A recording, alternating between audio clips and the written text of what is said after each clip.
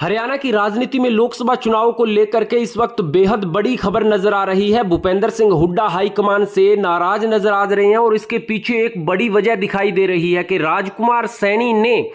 जो है इंडिया गठबंधन को समर्थन दिया है या उस गठबंधन में शामिल हुए हैं। राजनीतिक तौर पर देखा जाए तो राजकुमार सैनी वो शख्स हैं जो 2016 में जाट आरक्षण आंदोलन में काफी चर्चित चेहरा रहे थे और भूपेंद्र सिंह हुड्डा को एक बड़े जाट नेता के तौर पर जाना जाता है और ज्यादातर जाट जो हैं वो राजकुमार सैनी के खिलाफ हैं। और ऐसे में जब राजकुमार सैनी कांग्रेस के साथ जा रहे हैं और भूपेंद्र सिंह हुड्डा का बड़ा vote bank Jat vote bank है और जब भूपेंद्र सिंह हुड्डा को इस बात का पता चला कि राजकुमार सैनी इंडिया गठबंधन में सम्मिलित हो गए हैं या मिलकर के चुनाव लड़ेंगे तो सीधा सीधा नुकसान भूपेंद्र सिंह हुड्डा की राजनीतिक साख पर आकर के खड़ा हो गया है, क्योंकि भूपेंद्र सिंह हुड्डा उस वक्त भी राजकुमार सैनी के खिलाफ थे और जाटों की पैरवी कर रहे थे और अब तक खुद को एक बड़े जाट नेता के तौर पर स्थापित कर चुके हैं। और ऐसा माना जा रहा है कि यदि कांग्रेस की सरकार 2024 विधानसभा चुनाव में हरियाणा के अंदर बनेगी तो भूपेंद्र सिंह हुड्डा को बड़ा साथ जाट वोटरों का मिलेगा।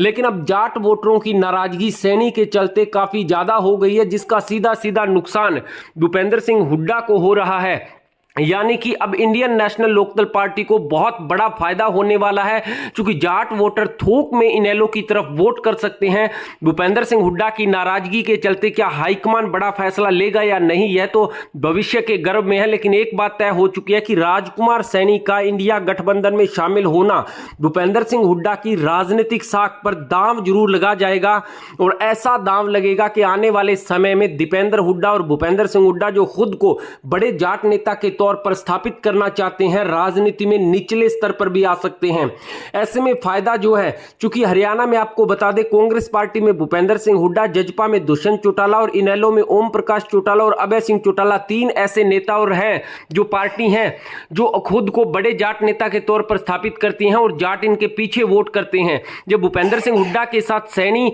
मिलकर के आ जाएंगे तो निश्चित रूप से जाट वोट छिटेगा और उनके ऑप्शन बचेंगे कि या तो दुष्यंत चौटाला के साथ जाएं या फिर इनेलो के साथ।